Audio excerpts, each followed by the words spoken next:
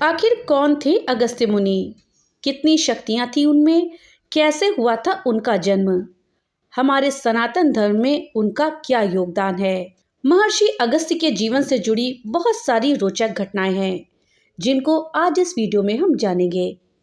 महर्षि अगस्त्य एक महान ऋषि थे। दक्षिण भारत में उनकी लोकप्रियता बहुत ज्यादा है। उन्होंने कई उल्लेखनीय कार्य किए थे। ऋषि अगस्त्य के वंशजों को अगस्त्य वंशी कहा गया है। ऋग्वेद में इनका उल्लेख मिलता है। चलिए आज हम इनके बारे में जानकारी लेते हैं। इस जानकारी के लिए वीडियो में हमारे साथ अंत तक बने रहिएगा, जिससे कि आपको सही और सटीक जानकारी प्राप्त हो पाए। दोस्तों, सबसे पहले जानते हैं कि अगस्त्य मुनि का जन्म कैसे हुआ था। भागवत पुराण स्कंद 6 अध्याय 18 के अनुसार एक समय मित्र और वरुण ने उर्वशी को देखा। उस अप्सरा को देख करके दोनों मोहित हो गए और उनके इस मोह में वीर स्खलित हो गया। इसे उन्होंने एक घड़े में संग्रहित करके रख दिया। कुछ समय के बाद वो घड़ा अपने आप फूट गया और उसमें से 2 बच्चे बाहर आ गए। एक थे अगस्त्य मुनि और दूसरे थे वशिष्ठ जी।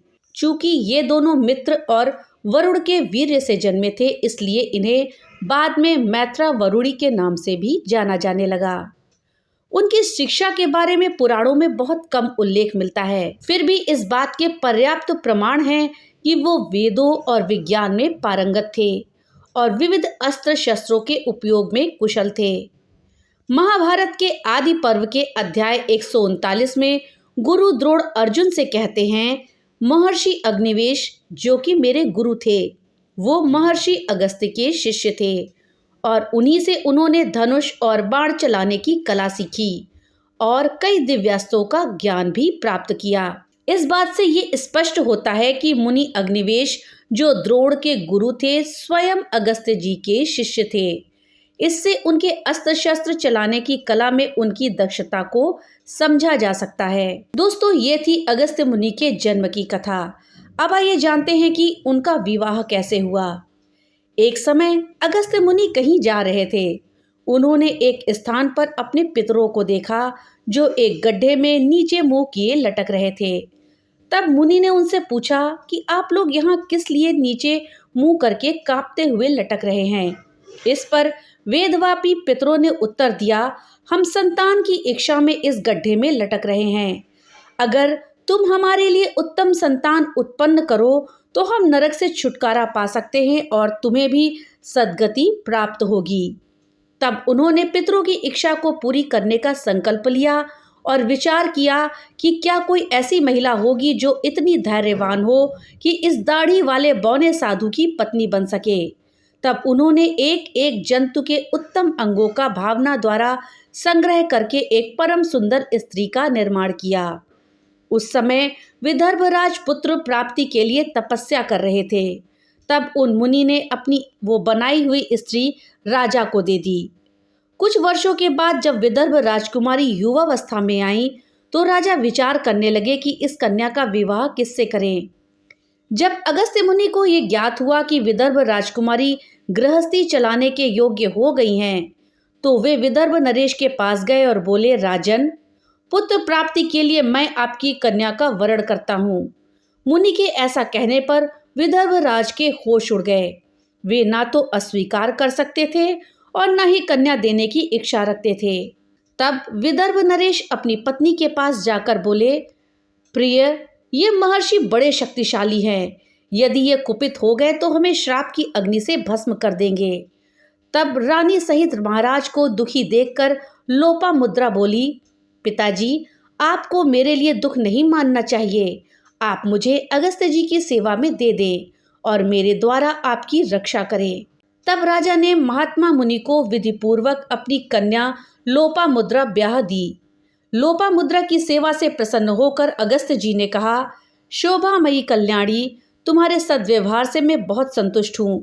पुत्र के संबंध में तुम्हारे सामने विचार रखता हूँ।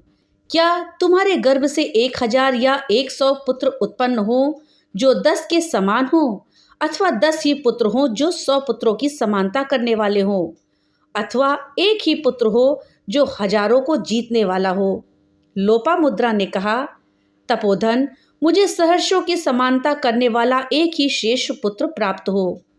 तब गर्भाधान करके मुनि वन में चले गए। 7 वर्ष बीतने पर उनके तेज और प्रभाव से प्रज्वलित होता हुआ गर्भ उदर से बाहर निकला।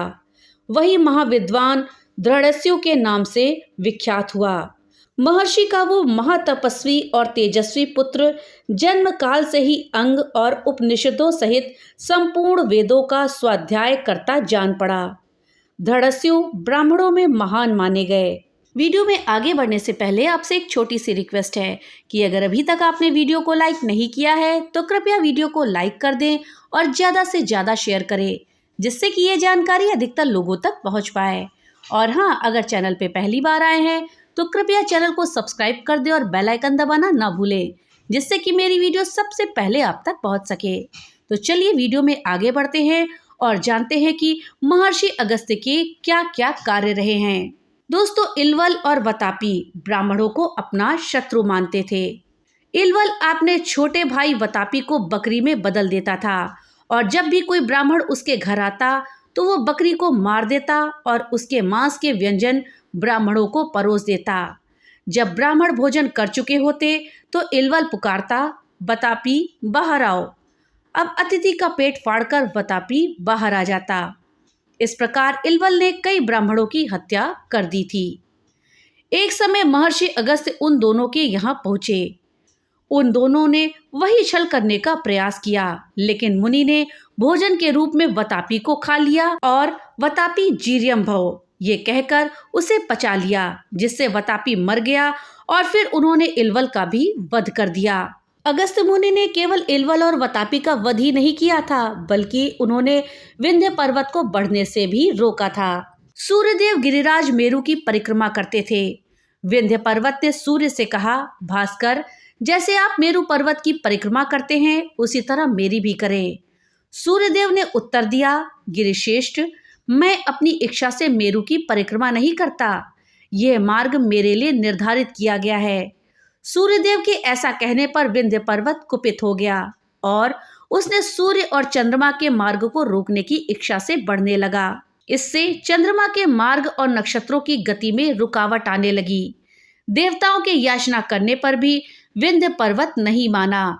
तब वे सब अगस्त्य मुनि के पास गए और उनसे विंध्य को रोकने की याचना करी। मुनि अपनी पत्नी लोपामुद्रा के साथ विंध्य पर्वत के पास गए और उससे बोले, हे पर्वत श्रेष्ठ, मैं किसी कार्य से दक्षिण दिशा में जा रहा हूँ। मेरी इच्छा है कि तुम मुझे मार्ग प्रदान करो। जब तक मैं लौटकर ना आऊं तब तक मेरी प्रतीक्षा करना। मेरे लौट आने पर तुम पुनः इच्छा अनुसार आगे बढ़ जाना। विंध्य पर्वत ने उनका अनुसरण किया और आज तक दक्षिण प्रदेश से मुनि अगस्त्य वापस नहीं लौटे हैं। अगस्त्य मुनि ने क्रौच को भी शाप दिया था।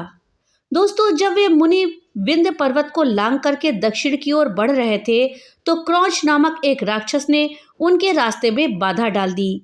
राक्षस ने अपनी शक्ति से सर्वत्र भारी वर्षा करवाई।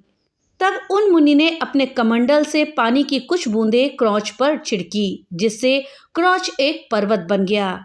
अगस्त्य जी ने उससे कहा कि जब कार्तिकेय जी अपने दिव्य अस्त्रों के द्वारा तुम्हारा अंत करेंगे तभी तुम्हें इस श्राप से मुक्ति मिलेगी। इस घटना के बाद महर्षि अगस्त्य ने दक्षिण के महान क्षेत्र में वेद धर्म का प्रचार किया और अनेक मंदिरों का निर्माण कराया। महर्षि अगस्त्य के विषय में एक और घटना भी काफी चर्चित है। अगस्त्य मुनि ने समुद्र का सारा जल भी पी लिया था। जब कालनेय नामक दानवों ने समुद्र में छिपकर उत्पात मचाना आरंभ कर दिया, तब इंद्र सहित समस्त देवताओं ने महर्षि अगस्त्य से सहायता मांगी। अगस्त्य मुनि ने अपने दिव्य तपोबल से पूरा का पूरा समुद्र पी लिया, जिससे उन दानवों के छिपने का स्थान ही समाप्त हो गया। देवताओं ने उन दानवों का वध कर दिया और समुद्र को वापस उसी रूप में लौटाने के लिए मुनि से प्रार्थना करी। तब महर्षि ने समुद्र को पुनः उड़ेलकर उसे मूल स्वरूप में स्थापित कर दिया। दोस्तों, अगस्त्य मुनि ने उर्वशी, जयंत और नारद को भी श्राप दिया था। एक बार अगस्त्य इंद्र के अतिथि बनकर देवताओं के लोक गए। उस दिन मुनि के सम्मान में उर्वशी के द्वारा नृत्य का प्रदर्शन आयोजित किया गया था। नृत्य के बीच में उर्वशी की दृष्टि जयंत पर पड़ी और वो उस पर मोहित हो गई।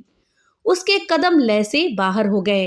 नारद भी महती नामक अपनी प्रसिद्ध वीणा बजाने में थोड़ा गलत हो गए। तब अगस्त्य जी क्रोधित हो गए और उन्होंने उर्वशी, जयंत और नारद को श्राप दे दिया। श्राप के अनुसार जयंत कली बन गए, उर्वशी ने पृथ्वी पर माधवी नामक एक महिला के रूप में जन्म लिया और नारद की वीणा महती पृथ्वी के लोगों की वीणा बन गई। अगस्त्य मुनि ने राजा नहुष को भी श्राप दिया था। राजा नहुष ने इंद्र का पद प्राप्त करके अहंकार में ऋषि पत्नियों का अपमान किया। जब उसने स्वयं देवर्षि अगस्त्य की पत्नी को अपने पास बुलाने का आदेश दिया तो अगस्त्य मुनि ने उन्हें श्राप दे करके विशाल अजगर बना दिया। श्राप के कारण नहुष ने अपना दिव्य रूप खो दिया और अजगर बनकर जंगल में गिर गया, जहां वो युगों तक कष्ट भोगता रहा। मुनि अगस्त्य ने ताड़का और उसके पुत्र मारीच को उसके अत्याचारों के कारण श्राप दिया था। ताड़का पहले एक सुंदर यक्षिणी थी, लेकिन उसकी राक्षसी प्रवृत्ति के कारण अगस्त्य मुनि ने उसे राक्षसी बनने का श्राप दे दिया।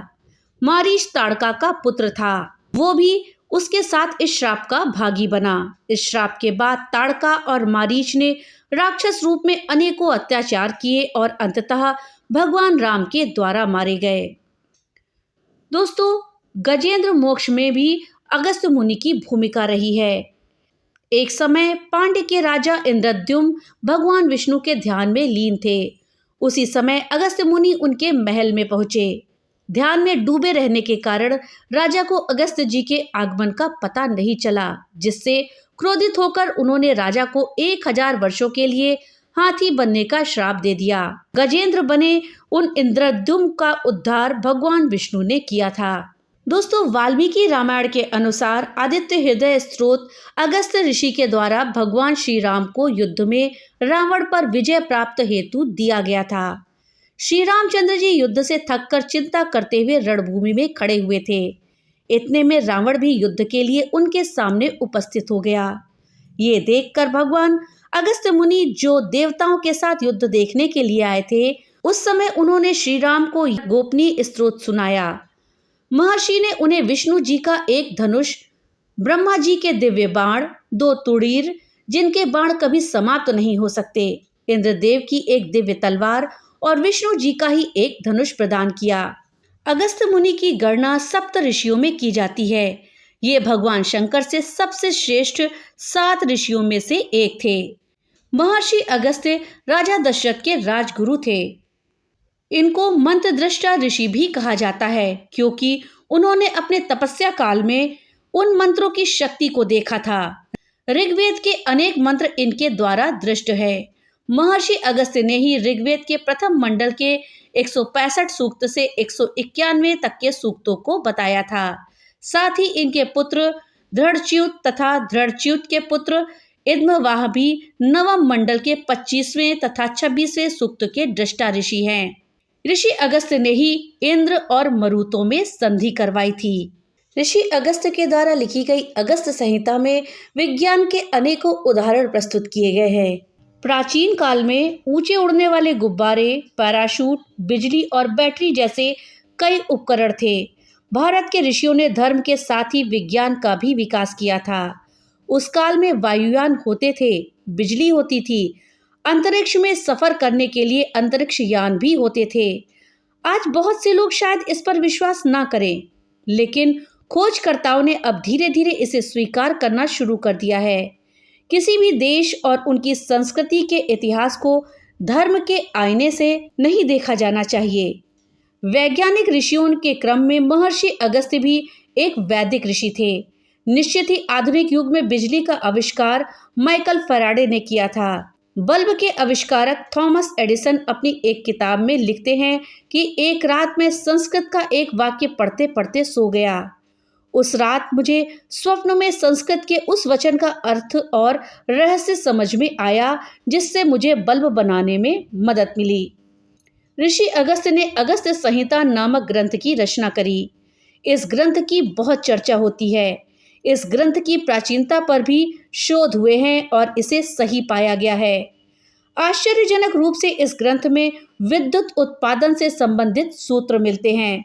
अगस्त्य संहिता के एक श्लोक में लिखा है, एक मिट्टी का पात्र ले, उसमें ताम्र पट्टिका डालें तथा शिखी ग्रीवा डालें, फिर बीच में गीली काष्ठ पांसू लगाएं, ऊपर पारा तथा दस्त लोष्ट डालें, फिर तारों को मिलाएंगे तो उससे मित्रा वरुण शक्ति का उदय होगा। अगस्त्य संहिता में विद्युत का उपयोग इलेक्ट्रोप्लेटिंग के लिए करने का भी विवरण मिलता है। उन्होंने बैटरी द्वारा तांबा या सोना या चांदी पर पॉलिश चढ़ाने की विधि निकाली थी। अतः अगस्त्य मुनि को कुंभोद्भव भी कहते हैं।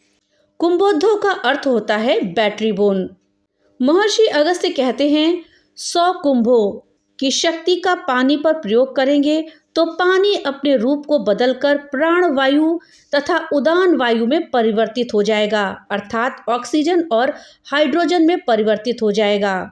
इसके अलावा अगस्त्य मुनि ने गुब्बारों को आकाश में उड़ाने और विमान को संचालित करने की तकनीक का भी उल्लेख किया है। अगस्त्य संहिता में यह भी बताया गया है कि उदान वायु अर्थात हाइड्रोजन को वायु प्रतिबंधक वस्त्र में रोका जाए तो ये विमान विद्या में काम आ सकता है। यानी वस्त्र में हाइड्रोजन पक्का बांध दिया जाए तो उसे आकाश में उड़ाया जा सकता है।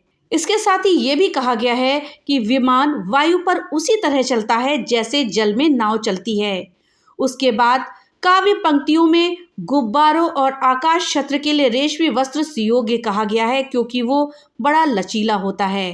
प्राचीन काल में ऐसा वस्त्र बनता था जिसमें वायु भरी जा सकती थी। उस वस्त्र को बनाने की विधि अगस्त्य संहिता में दी गई है। इसमें बताया गया है कि रेशमी वस्त्र पर अंजीर, कटहल, आम, अक्ष, कदम्ब, मीराबोलेन वृक्ष के 3 प्रकार और दालें, इनके रस या सत्व का लेप किए जाते हैं। उसके बाद सागर तट पर मिलने वाले शंख आदि और शकरा का घोल यानी द्रव सीरा बना करके वस्त्र को भिगोया जाता है। फिर उसे सुखाया जाता है। फिर इसमें उदान वायु भरकर उड़ा जा सकता है। अगस्त्य संहिता के साथ ही अगस्त्य मुनि ने अगस्त्य गीता, शिव संहिता इत्यादि ग्रंथों की भी रचना करी थी।